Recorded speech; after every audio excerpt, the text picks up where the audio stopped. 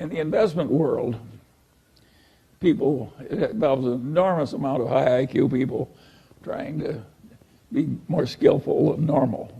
You can hardly imagine another activity that gets so much attention. And weird things have happened. And years ago, one of our local investment counseling shops, a very big one, they were looking for a way to get an advantage over other investment counseling shops. And they reasoned as follows. We've got all these brilliant young people from Wharton and Harvard and so forth, and they work so hard trying to understand business and market trends and everything else. And if we just ask each one of our most brilliant men for their single best idea, then created a formula with this collection of best ideas, we would outperform averages by a big amount. And that seemed plausible to them because they were ill-educated. That's what happens when you go to Harvard and Wharton. And so they tried it out, and of course it failed utterly. So they tried it again, and it failed utterly. And they tried it a third time, and it also failed. And of course what they were looking for is the equivalent of the alchemists of centuries ago who wanted to turn lead into gold. They thought if you could just buy a lot of lead and wave your magic wand over it and turn it into gold, that would be a good way to make money. Well, this counseling shop was looking for the equivalent of turning lead into gold, and of course it didn't work. I could have told them, but they didn't ask me. Now, the interesting thing about this situation is that this is a very intelligent group of people that's come from all over the world. You've even got a lot of bright people from China where people tend to average out a little smarter. And the issue is very simple. It's a simple question.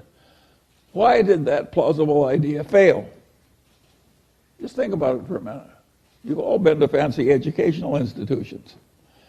I'll bet you there's hardly one in the audience who knows why that thing failed.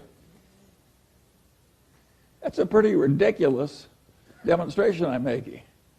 How can you not know that? But that's one you should be able to answer. It shows how hard it is to be rational on something very simple. How hard it is, how many kind of crazy ideas people have and they don't work. You don't even know why they don't work, even though it's perfectly obvious if you've been properly educated. Now, at a place like Berkshire Hathaway or even the Daily Journal, we've done better than average. And now there's a question, why has that happened? Why has that happened? And the answer is pretty simple.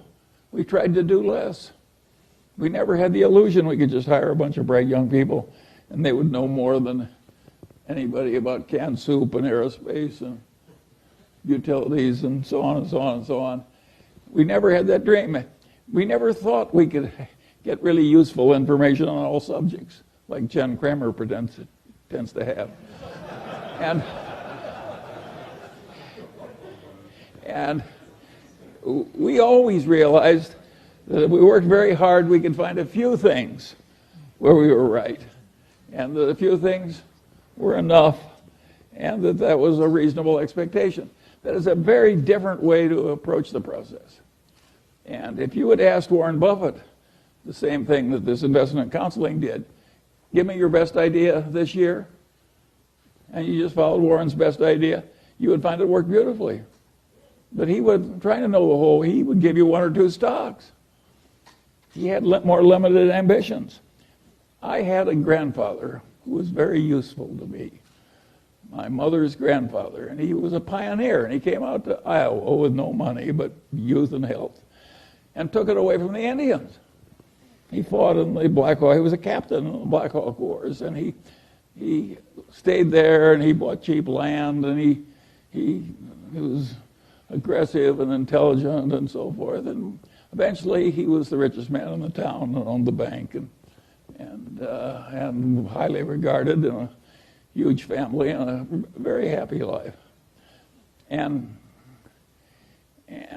he had the attitude, having come out to Iowa when the land was not much more than $1 an acre, and having stayed there until that black topsoil created a modern, rich civilization in some of the best land in the world. His attitude was that in a favored life like his, when you were located in the right place, you just got a few opportunities if you lived to be about 90. And the trick in coming out well was seizing a few opportunities that were your fair share that came along when they did. And he told that story over and over again to the grandchildren who hung around him all summer. And my mother, who had no interest in money, remembered the story and told it to me. But I'm not my mother's natural imitator. And I knew Grandpa Hingham was right. And so I always knew from the very first, when I was a little boy, that the opportunities that were important that were going to come to me were few, and that the trick was to prepare myself for seizing the few that came. This is not the attitude they have at a big investment counseling thing. They think if they study a million things, they can know a million things. And of course, the result is almost nobody can outperform an index. Whereas I sit here with my Daily Journal stock, my Berkshire Hathaway stock, my holdings in Lilu's Asian fund, my Costco stock, and of course I'm outperforming everybody. And I'm 95 years old, and I practically never have a transaction. And the answer is I'm right and they're wrong. And that's why it's worked for me and not for them. Another issue, of course, that's happened in the world of stock picking, where all this money and effort goes into trying to be rational, is that we've had a really horrible thing happen to the investment counseling class. And that is these index funds have come along and they basically beat everybody. And not only that, the amount by which they beat everybody is roughly the amount of cost of running the operation and making the changes in investments. So you have a whole profession that is basically being paid for accomplishing practically nothing. This is very peculiar. This is not the case with bowel surgery or even the criminal defense bar and the law or something. They have a whole profession where the chosen activity they've selected, they can't do anything. Now, in the old days, the people in the profession always had some of this problem. And they rationalized as follows.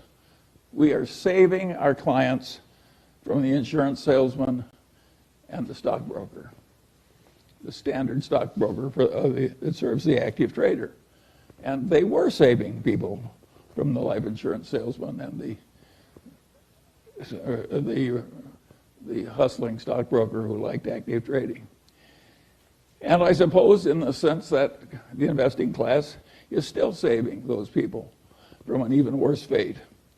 But it is very peculiar when a whole profession that works so hard and is so admirable, and the members of which we are delighted when they marry into our families, and they just can't do what the profession is really trying to do, which is get better than average results. How is that profession handling this terrible situation? As index investing gets more and more popular, and including by a lot of fancy places, well, I'll give you a very simple answer. They're handling it with denial. They have a horrible problem they can't fix, so they just treat it as non-existent. This is a very stupid way to handle a problem. Now, it may be good when you're thinking about your own death, which you can't fix, and just denial all the way to the end. But in all the practical fields of life, this problem thoroughly understood is half solved or it's better coped with. So it's wrong to have all these people in just a state of denial and doing what they've always did year after year and hoping that the world will keep paying them for it, even though an unmanaged index is virtually certain to do better. And I don't have any solution for this problem. I do think that index investing, if everybody did it, won't work. But for another considerable period, index investing is going to work better than active stock picking, where you try and know a lot.